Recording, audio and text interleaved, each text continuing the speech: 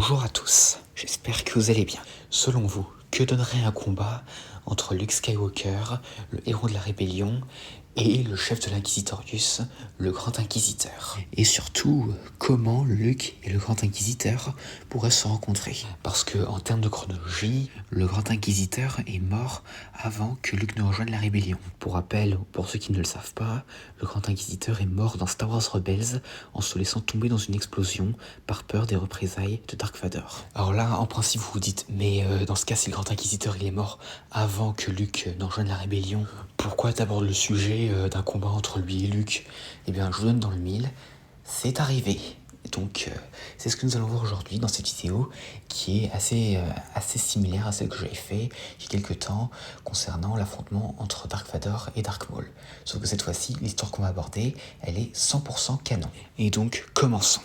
Donc, quelques temps après les événements de l'Empire contre-attaque, Luke a perdu sa main face à Vador, ainsi que son sabre laser. Et quelques temps après avoir eu une nouvelle main et essayé sans succès de retrouver son sabre laser, il a une vision d'une personne inconnue et qui avait récupéré son sabre laser. Donc ainsi, il décide de voir si cette vision l'amènerait à rencontrer cette personne. Et finalement, cette personne se révèle être une ancienne apprentie Jedi, une dénommée Verla, qui avait été chassée pendant très longtemps par Dark Vador et les Inquisiteurs. Et au bout d'un moment, cette dernière fouille l'esprit de Luke, un peu à la manière de Kylo Ren dans l'épisode 7, et découvre qu'il est le fils de Vador.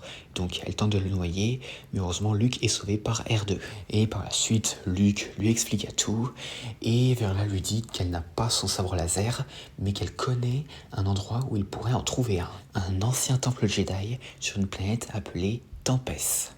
Mais Verla, avant que Luke n'y aille, met en garde Luke en disant que là-bas, il y a une présence sombre qu'elle ne peut expliquer.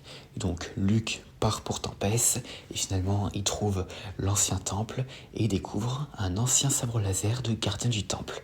Cependant, à peine il le récupère, un esprit obscur apparaît devant lui. Et cet esprit est celui du Grand Inquisiteur. Et l'esprit de l'Inquisiteur s'adresse à Luke en lui disant qu'autrefois il était lui aussi un Jedi, mais aussi qu'il a fini plus tard par les traquer sous ordre de Vador. Et il continua en disant que son rôle de chasseur est toujours d'actualité. Et finalement, Luke commence une confrontation avec cet inquisiteur fantôme. Et pendant ce temps, Vador sent qu'il se passe quelque chose sur Tempest et décide alors de s'y rendre. Et pendant ce temps, l'esprit du Grand Inquisiteur essaye un peu de narguer Luke en lui disant que les Jedi sont un mensonge, etc. Enfin, classique des Inquisiteurs. Mais Luke ne se laisse pas avoir et réussit à désarmer son ennemi et le couper en deux. Et l'esprit obscur disparaît. Et Luke quitte la planète avec son nouveau sabre. Et quelques temps plus tard, Vador arrive à son tour et rencontre l'esprit du Grand Inquisiteur et le réprimande pour avoir échoué. Et là, nous apprenons la vérité sur la présence de l'esprit du Grand Inquisiteur.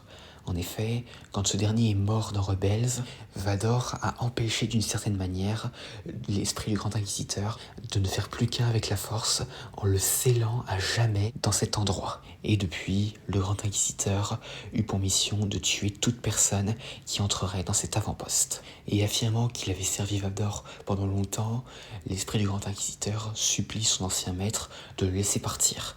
Mais Vador ne voulut rien entendre et le laissa. Et l'esprit du Grand Inquisiteur se rendort sur les mêmes mots qu'il avait prononcés avant de mourir. Il y a des choses bien plus redoutables que la mort elle-même. Et du côté de Luke, il retourna vers ses amis pour poursuivre la lutte contre l'Empire et essayer de retrouver Han Solo. Mais cependant, vous vous en doutez, il ne garda pas son sabre laser qu'il avait récupéré dans l'avant-poste, car comme on peut le voir, ce n'est pas celui dans l'épisode 6. En effet, un jour, Luke se retrouva confronté à de grands droïdes de combat Nihil, et l'un d'entre eux lui écrasa la main, ce qui détruit son sabre laser. Et donc ainsi, il dut à nouveau changer pour construire celui qu'il a dans l'épisode 6. Et donc à part ça, voilà, c'était tout ce que j'allais dire concernant cet affrontement entre Luke et l'esprit du Grand Inquisiteur. Alors déjà, comme on peut le voir, le pauvre Grand Inquisiteur, même après la mort, il est condamné à rester bloqué éternellement dans cet avant-poste Jedi. Et d'ailleurs, on pourrait même s'y demander s'il y restera éternellement ou si lorsque Vador meurt, le Grand Inquisiteur est finalement libéré. Et on pourrait aussi se demander si Vador n'aurait pas non plus fait ça pour les autres inquisiteurs, par exemple le 6e frère, la 7e sœur, le 8e frère, enfin... Clairement, on pourrait aussi se demander qu'est-ce qui pourrait arriver aux esprits des autres inquisiteurs après leur mort. Genre s'ils ont fini dans la même situation que le Grand Inquisiteur ou non. Mais quelle que soit la réponse, hein, le Grand Inquisiteur est clairement destiné à être utilisé comme un outil éternellement. Comme quoi Vador, il est quand même assez cruel envers les personnes mortes. Enfin en tout cas, voilà quoi. Même si bon par contre on peut se demander comment Vador il a fait ça, hein. Même si bon on peut imaginer que c'est Palpatine qui lui a appris quelque chose ou autre, mais bon. En tout cas, le Grand Inquisiteur en tant qu'esprit obscur, il est quand même assez stylé. Bon, ça fait un peu Ghost Rider sur les bords, mais c'est pas grave.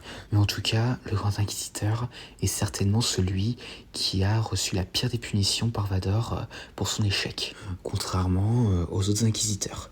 Mais bon, en tout cas, le combat entre Luke et lui, franchement, c'était assez stylé.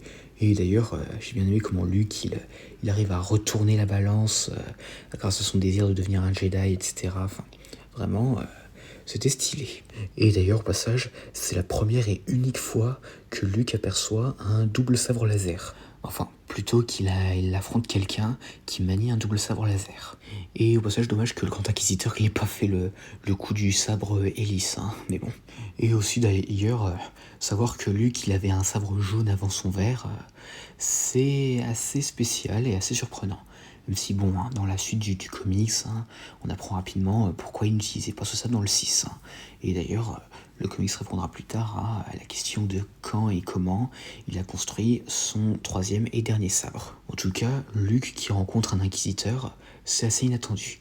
Enfin, bon, il a rencontré Reva quand il avait 10 ans, mais bon, ça, il a certainement dû l'oublier avec le temps. Surtout qu'en plus, il a à peine regardé à quoi ressemblait l'agresseur de son oncle et de sa tante.